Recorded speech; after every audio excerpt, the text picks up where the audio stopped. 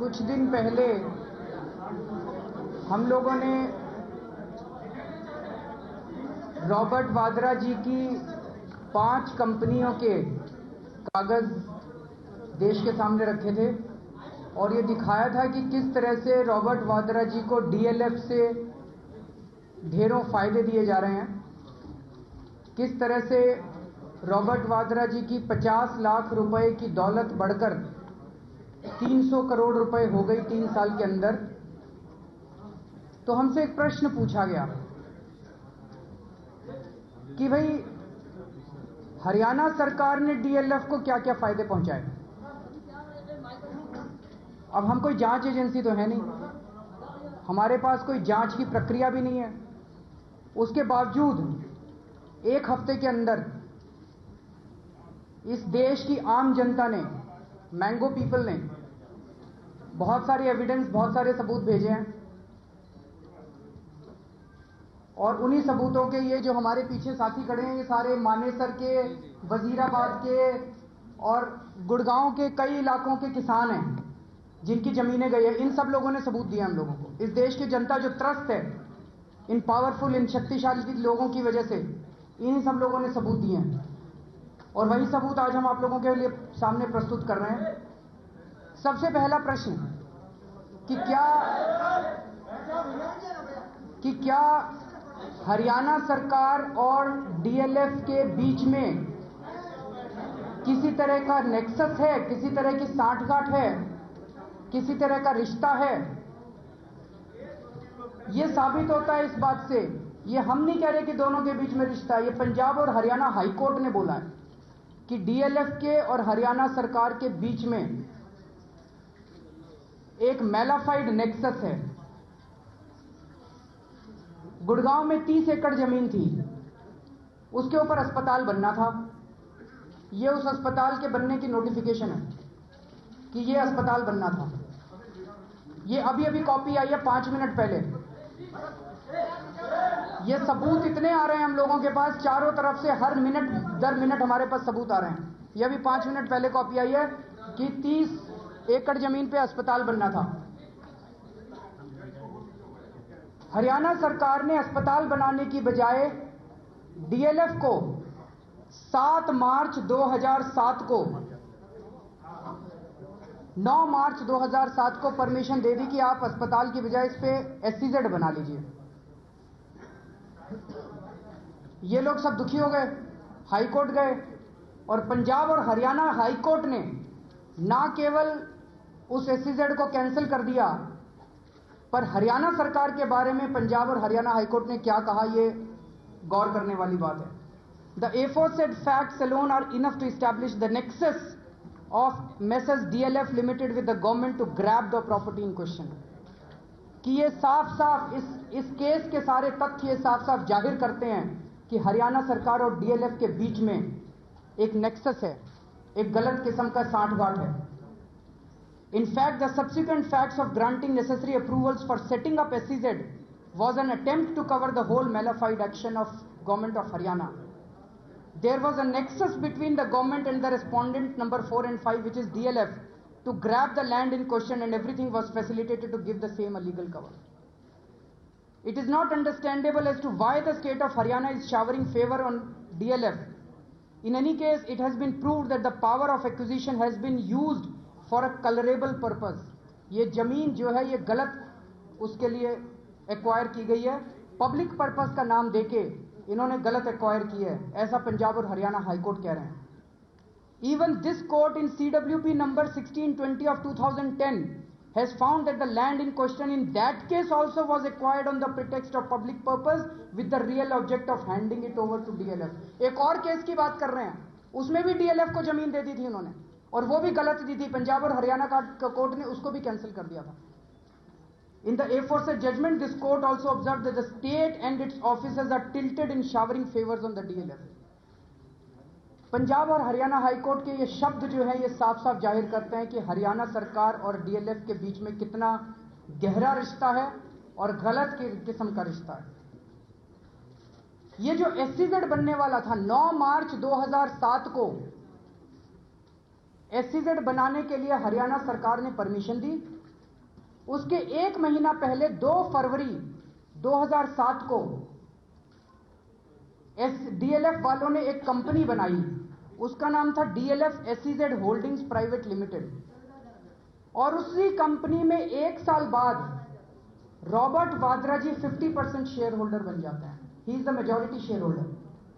जो एसईजेड बनाने वाली कंपनी थी, उस कंपनी के अंदर 1 साल के अंदर रॉबर्ट वाड्रा जी 50% शेयर होल्डर बन जाते हैं। अगर आप इसके पेज नंबर 10 पे जाएंगे, जो डॉक्यूमेंट्स अभी आपको दिए गए, पेज नंबर 10 पे जो मार्क किया, इसमें लिखा shares in DLF SEZ holding limited, 2.5 lakh रुपए के 25,000 शेयर उन्होंने खरीदे। टोटल 50,000 शेयर इस कंपनी में थे, जिसमें से 25,000 शेयर रॉबर्ट वाड्रा जी ने खरीद लिए। लेकिन उसके 1 साल के अंदर, 1 साल बाद उन्होंने वो शेयर बेच दिए वापस डीएलएफ को। इस 1 साल के अंदर रॉबर्ट वाड्रा जी ने किस तरह से क्या क्या फायदा पहुंचाया, ये जांच करने का विषय है। ऐसा तो नहीं कि 10 रुपए के शेयर खरीदे और 10 रुपए में बेच दिए। इतने बड़े बड़े लोग हैं, वो इतनी हम लोग तो ऐसा कर लेते हैं कि चलो थोड़ी बहुत बचत हो गई, खरीद लिए बेच दिए। इतने बड़े बड़े लोग 25,000 रुपए 25,000 शेयर 10 रुपए के खरीद के 10 रुपए में नहीं बेचते। इसके पीछे कुछ ना कुछ तो कहानी है। और ये डेट्स जो मैच कर रही हैं एक दूसरे के साथ, ये भी अपनी कोई कहानी बयां करती हैं। 350 एकड़ जमीन 1700 करोड़ रुपए की, 350 एकड़ गुड़गांव की जमीन 1700 करोड़ की तो कुछ भी नहीं होती है, वो उठा के हरियाणा सरकार ने डीएलएफ को दे दी। किसानों से तो ली गई है 20 लाख रुपए एकड़ के हिसाब से, और डीएलएफ को दी 5 करोड़ रुपए एकड़ के हिसाब से। किसानों के साथ भी धोखा हो गया। किसानों को 5 करोड़ क्यों नहीं दिए गए? ये इसके ऊपर जब हमने पिछली प्रेस कॉन्फ्रेंस में मुद्दा उठाया था, तो डीएलएफ ने जवाब भेजा था। उन्होंने कहा, और हुड्डा साहब ने भी, हरियाणा के मुख्यमंत्री ने कहा, जी इसमें तो इंटरनेशनल बिडिंग हुई थी, ये हमने डीएलएफ को सीधा सीधा नहीं दिया। अभी जो कागज हमारे पास आए हैं उसमें पता चला हाँ इंटरनेशनल बिडिंग तो हुई थी, लेकिन उसमें 3 बिड आए थे। एक बिड आया था कंट्री हाइट्स का, एक डीएलएफ का और एक यूनिटेक का।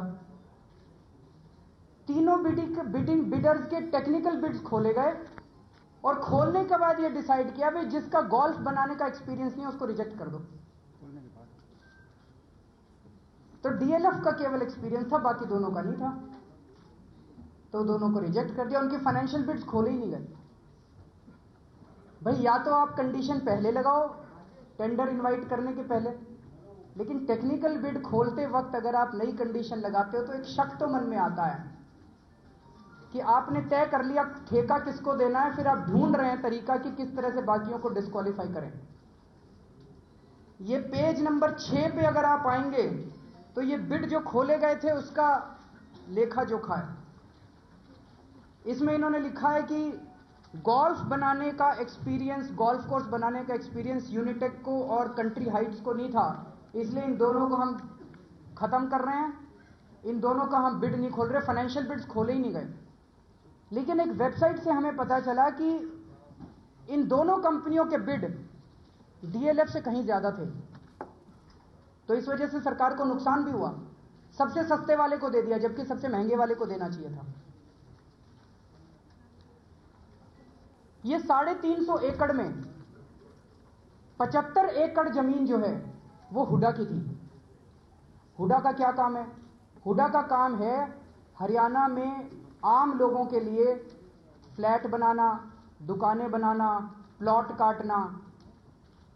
तो हुड्डा ने ये जमीन 75 एकड़ जो जमीन है वो हुड्डा ने कुछ साल पहले गुड़गांव के किसानों से भूमि अधिग्रहण की थी, किसानों से ली गई थी। और किस कारण से ली गई थी ये पेज नंबर 7 के ऊपर है। कहा सड़कें बनाएंगे आपके लिए घर बनाएंगे,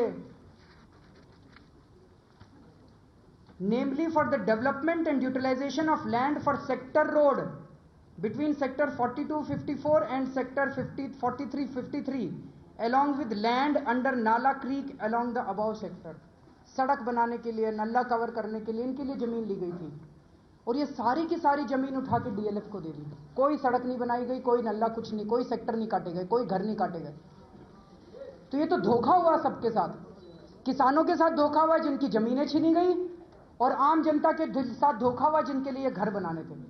और हुडा ने ये सारी की सारी जमीन उठा के और ये डीएलएफ को उठा के दे दी। बाकी 275 एकड़ जो जमीन थी, वो 275 एकड़ जमीन एचएसआईडीसी की थी। एचएसआईडीसी का क्या काम है? उनका काम है इंडस्ट्री के लिए प्लॉट काटना, नई फैक्ट्री कोई लगाना चाहता है उसके लिए प्लॉट काटना। एचएसआईडीसी ने 275 एकड़ जमीन, वनों की जमीन, अरावली प्लांटेशन के अंडर जो जमीन थी वो सारी फॉरेस्ट लैंड ये कवर्ड थी, जो कि सुप्रीम कोर्ट के आदेशों के हिसाब से किसी भी नॉन फॉरेस्ट यूज के लिए नहीं हो सकती। वो सारी जमीन उठा के इन्होंने डीएलएफ को दे दी। और हरियाणा सरकार ने कहा कि आप चिंता मत कीजिए, आपको सारी सेंट्रल गवर्नमेंट से परमिशन, ये जो इस्तेमाल नहीं हो सकती, ये परमिशन हम लेके दे देंगे। फॉरेस्ट डिपार्टमेंट से भी ले देंगे, सेंट्रल गवर्नमेंट से भी ले देंगे, सुप्रीम कोर्ट से भी परमिशन हम लेके देंगे। और परमिशन अभी आई नहीं थी और 350 एकड़ जमीन उठा के उन लोगों को दे दी, पोजीशन उन लोगों को दे दिया। आखिर इतनी क्या बेताबी थी हरियाणा सरकार को डीएलएफ के लिए? एक और बात कह रहे हैं ना कि हरियाणा सरकार ने डीएलएफ को क्या फायदे पहुंचाए। फायदे पे फायदे बता रहे हैं अभी हम लोग। Gurgaon Manesar urban complex plan 2025, ये अभी ऑपरेशन में है, ये अभी खत्म नहीं हुआ, लेकिन उसके पहले इन्होंने एक और प्लान बना लिया 2031 का। उसमें डीएलएफ का फेज 5 जो है, उस डीएलएफ के फेज 5 में पॉपुलेशन की डेंसिटी बढ़ा के 250 से 625 कर दी, जिसका मतलब कि एफएआर जो है वो कई गुना बढ़ गया। ये फायदा केवल डीएलएफ के लिए। पूरे प्लान के अंदर कई जगह उन्होंने थोड़ा थोड़ा पॉपुलेशन डेंसिटी बढ़ाया है, लेकिन 625 इतना हाई इंक्रीज उन्होंने कहीं नहीं किया, केवल डीएलएफ के फेज 5 में किया है, विच क्लियरली शोज कि ये डीएलएफ को इलीगल फायदा पहुंचाने के लिए किया गया है। ये मानेसर के किसान खड़े हुए हैं, इनके साथ सबसे बड़ा धोखा हुआ। 2007 के अंदर इन्होंने नोटिस निकाला सरकार ने कि हम वहां पे सेक्टर काटने के लिए और अन्य काम के लिए जमीन अधिग्रहण करना चाहते हैं। जैसे ही नोटिस निकाला, लोगों के अंदर अफरा तफरी मच गई। सरकार 12 लाख रुपए एकड़ का दाम दे रही थी। उस टाइम डीएलएफ की 6 फ्रंट कंपनियां, छोटी छोटी कंपनियां वहां पे किसानों से जमीनें खरीदने लगी। वो 20 लाख एकड़ दे रही थी, तो नेचुरली किसान जो है दौड़ा दौड़ा इन कंपनियों के पास जाएगा। उस टाइम मार्केट रेट बहुत ज्यादा था उसका, लेकिन किसानों के पास चारा नहीं था। जमीन अधिग्रहण होने वाली है, सरकार का डंडा सर पे है। कुछ किसानों ने फिर भी नहीं दी, तो सेक्शन 6 का नोटिस दे दिया, फिर सेक्शन 9 का नोटिस दे दिया। तो जितने बचे हुए किसान थे, सब लोगों ने अपनी हार के इन छोटी छोटी कंपनियों को जमीन दे दी कि सरकार तो 12 लाख रुपए में लेगी, 20 लाख में दे देते हैं इन लोगों को, थोड़ा तो फायदा हो जाएगा। 26 अगस्त 2007 को अवार्ड का दिन था, जब सबको पैसे देने थे जमीन अधिग्रहण के। जमीन अधिग्रहण हो गई, तो जमीन तो लोगों ने दी नहीं, सारी जमीनें कंपनी को दे दी। 2 दिन पहले फ्रॉड करके हरियाणा सरकार ने लैंड एक्विजिशन की प्रोसीडिंग्स कैंसिल कर दी। जब सारी की सारी जमीन इन 6 कंपनियों के पास पहुंच गई, उसके बाद सरकार ने वो लैंड एक्विजिशन की प्रोसीडिंग्स कैंसिल कर दी। ये क्लियरली दिखाता है कि हरियाणा सरकार जो है डीएलएफ की एजेंट बन गई है। वो सरकार जनता की सरकार नहीं बची है, वो डीएलएफ की एजेंट बन गई है। किस तरह से धोखा देकर लैंड एक्विजिशन की प्रोसीडिंग्स चालू की गई, और 6-7 महीने के अंदर जब सारी के सारे लोग डिस्ट्रेस सेलिंग जिसको कहते हैं, जब दौड़े इन कंपनियों के पास, और वो सारी, ये लोग बेचारे हाईकोर्ट गए, हाईकोर्ट ने इसके ऊपर अब स्टे लगा दिया। मैं थोड़ा सा ध्यान आपका उस तरफ दिलाना चाहूंगा। डीएलएफ ने कुछ जवाब भेजे थे अभी कुछ दिन पहले। उन्होंने कहा था कि हमने कोई अनसिक्योर्ड लोन नहीं दिए हैं। अनसिक्योर्ड लोन नहीं दिए हैं। अगर आप पेज 11 पे आइए, पेज 11 पे साफ साफ लिखा है, loan from DLF limited 5 crore. ये क्या है? और इसी का कॉरेस्पॉन्डेंस जो इन्होंने कंपनी रजिस्ट्रार ऑफ कंपनीज में फाइल किया, उसमें लिखा है कि अनसिक्योर्ड लोन है। उसके बाद इन्होंने कहा, इन्होंने 50 करोड़ रुपए का एक एडवांस दिया है। कहते जी ये 50 करोड़ रुपए का एडवांस तो हमने जमीन खरीदने के लिए दिया था। हम रॉबर्ट वाड्रा जी से जमीन खरीद रहे थे मानेसर की, और हमने 50 करोड़ रुपए का एडवांस दे दिया। बहुत अच्छी बात है। पहली बात तो 90%, 58 करोड़ रुपए कहते हैं, 58 करोड़ रुपए की जमीन थी, 50 करोड़ एडवांस दे दिया। वो एडवांस डीएलएफ के पास 2 साल तक पड़ा रहा और जमीन भी पड़ी रही। ना जमीन ली डीएलएफ वालों ने, ना एडवांस वापस लिया। इतनी दरिया दिली तो हमने बिजनेस में कभी नहीं देखी। और कहते हैं आर्म्स लेंथ प्रिंसिपल पे हम लोग काम करते हैं रॉबर्ट वाड्रा जी के साथ। अगर आप पेज नंबर 13 पे देखेंगे, इसमें लिखा advance against sale of Manesar land. ये 31 मार्च 2010 का है। उसके बाद पेज 14 पे आएंगे, ये 2011 का है। इसमें भी वो एडवांसेस रिसीव्ड में 58 करोड़ रुपए की वो जमीन है। और पेज 15 पे आएंगे तो इसमें आप देखेंगे land at Manesar as it is बरकरार है, वो उनके पास पड़ी हुई है लैंड। तो 2 साल तक आपने इंटरेस्ट फ्री पैसा दे दिया। आप उसको अनसिक्योर्ड लोन बोल लो, आप उसको इंटरेस्ट फ्री लोन बोल लो, आप उसको एडवांस बोल लो, शब्द जो मर्जी इस्तेमाल कर लो, कान को ऐसे पकड़ लो या वैसे पकड़ लो, बात तो वही है कि आपने 50 करोड़ रुपया दे दिया, उनको कह दिया भाई इंटरेस्ट मत देना हमको और जैसे मर्जी इस्तेमाल कर लो। तो 2 साल तक ना इंटरेस्ट लिया और ना उनसे जमीन ली। अब ये 2011 तक का हमारे पास है, उसके बाद भी पता नहीं जमीन ली कि नहीं ली, क्योंकि उसके बाद की वेबसाइट के ऊपर, आरओसी की वेबसाइट पे इनकी बैलेंस शीट्स नहीं है। फिर ये 10 करोड़ लोन डीएलएफ ने, ये कई सारे लोन है, इसको आप पढ़ लीजिएगा। ये जो कहते हैं ना अनसिक्योर्ड लोन नहीं दिया, ये अनसिक्योर्ड पे अनसिक्योर्ड लोन दे रहे हैं। हमने तो पिछली प्रेस कॉन्फ्रेंस में कहा था 65 करोड़, अब जब और खोदने बैठे तो पता चला 65 नहीं है, 85 करोड़ है, बहुत ज्यादा है। ये सारा आप एक एक करके पढ़ लीजिएगा, मैं सारा नहीं बता रहा। फिर ये कहते हैं अरालिया का जो अपार्टमेंट है, जो रॉबर्ट वाड्रा जी अपने खुद के इस्तेमाल के लिए, ये कहते हैं कि ये अपार्टमेंट जो है, ये तो इनकी बैलेंस शीट के हिसाब से ये 89 लाख में लिया गया है। ये कहते हैं नहीं 89 लाख में नहीं लिया, हमने तो 11 करोड़ का दिया इनको। तो ये बैलेंस शीट अगर आप देखें इनकी, 16 पेज पे आ जाइए आप।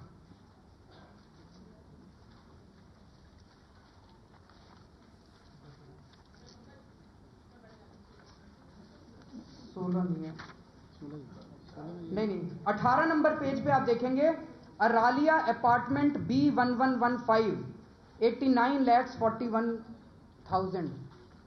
आप देख रहे हैं 18th पेज पे अरालिया, नीचे मार्क किया हुआ हम लोगों ने, अरालिया अपार्टमेंट B1115 89 लाख का। तो ये 89 लाख का इसमें था, इसमें सब सिग्नेचर है रॉबर्ट वाड्रा जी के नीचे कि 89 लाख का था अरालिया अपार्टमेंट। इंटरेस्टिंग चीज यह है कि अगले साल मार्च 2011 में इकोनॉमिक टाइम्स ने एक स्टोरी कर दी इनकी प्रॉपर्टीज को लेके। बीजेपी के कुछ लोगों ने इसको संसद में उठाने की कोशिश की तो ये चौकन्ने हो गए। तो 2010-2011 का एक एंडिंग जो है, उसमें इन्होंने 10 करोड़ रुपए इसके अंदर इंट्रोड्यूस कर दिए। पेज नंबर 17 पे अगर आप आएंगे, पेज नंबर 17 पे आप देखेंगे property at Aralias additions deductions 8.5 crore रुपए इन्होंने इसके अंदर ये कहां से आए 8.5 करोड़ रुपए, क्यों इंट्रोड्यूस किए? डीएलएफ वाले तो कहते हैं हमने ये प्रॉपर्टी 2008 में बेच दी थी इनको, 2008 में पैसे हमने सारे ले लिए थे इनसे और इनको पोजीशन दे दी थी। तो ये 2010-11 के अंदर ये 8.5 करोड़ रुपए इस बैलेंस शीट के अंदर कैसे इंट्रोड्यूस कर दिए इस प्रॉपर्टी में? तो ये बेसिकली कागज पत्री ठीक करने के लिए किए हैं उन्होंने। जब पकड़े गए, इकोनॉमिक टाइम्स वालों ने पकड़ लिया, तो फिर ये इसको ठीक करने में लग गए। और मैग्नोलियाज कहते हैं जी हमने तो इनको 10,000 रुपए स्क्वायर फुट पे बेचा था। 10,000 स्क्वायर फुट के हिसाब से तो एक फ्लैट की कीमत ही 5 करोड़ आती है, जबकि इन्होंने तो 7 फ्लैट बेचे हैं। बैलेंस शीट में पेज नंबर 19 पे साफ साफ लिखा हुआ है DLF limited 7 flats Magnolias, 7 flat 5 crore में बेचे हैं। साफ साफ या तो आपने बैलेंस शीट गलत फाइल की है, आपने झूठी बैलेंस शीट फाइल की है, और अगर ये सच्ची बैलेंस शीट में इसमें साफ साफ लिखा है डीएलएफ लिमिटेड 7 फ्लैट्स मैग्नोलियाज, तो एक फ्लैट की कीमत में 7 फ्लैट इन्होंने बेच दिए। अब क्या होना चाहिए? हमने कुछ उदाहरण दिए हैं कि किस तरह से हरियाणा सरकार डीएलएफ को फायदे पहुंचा रही है, थोड़े से उदाहरण दिए हैं। ऐसे ढेरों उदाहरण हैं। इतने फोन कॉल्स आ रहे हैं हमारे पास, जब से हमने पिछली कॉन्फ्रेंस की है इतने लोग कागज ले लेके फाइलें लेके आ रहे हैं। हम ये आज डिमांड करते हैं कि हरियाणा सरकार इसके ऊपर व्हाइट पेपर निकाले कि डीएलएफ को मौजूदा हरियाणा सरकार ने पिछले 10 साल के अंदर क्या क्या फायदे पहुंचाए हैं। मोटे मोटे तौर पे 5 तरह के फायदे पहुंचाए हैं। बहुत सारी जमीन डीएलएफ की कंपनियों के नाम पे रिलीज की गई है। पंचायतों की जमीन डीएलएफ की कंपनियों के नाम पे रिलीज की गई।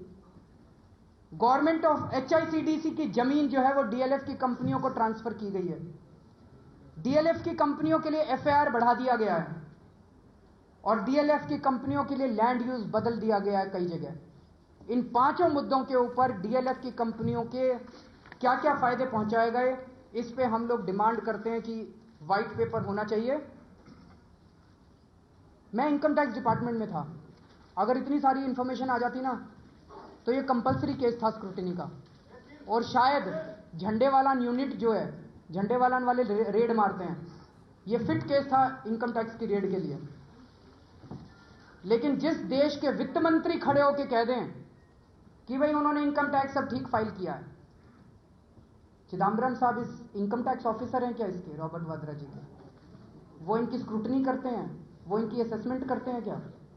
इनकम टैक्स एक्ट के अंदर फाइनेंस मिनिस्टर को कोई पावर नहीं दी गई है, लेकिन वो एक मैसेज भेज रहे हैं नीचे के ऑफिसर्स को कि कोई हिम्मत मत करना इनकी इनकम टैक्स रिटर्न को टच करने की। फाइनेंस मिनिस्टर जिस देश का खड़ा होकर कह दे नहीं नहीं इसकी रिटर्न ठीक है, किस आईटीओ की हिम्मत है जो इसको छू देंगे? किस आईटीओ की हिम्मत है जो 143(2) का नोटिस भेज देंगे इनको स्क्रूटनी के अंदर? कोई हिम्मत नहीं कर सकता। ये फिट केस है रेड मारने के लिए, फिट केस है पूरी इंफॉर्मेशन जानकारी लेने के लिए। क्या रॉबर्ट वाड्रा जी ने भ्रष्टाचार किया? इसके लिए मैं शांति जी से निवेदन करूंगा कि वो इस पे रोशनी डालें।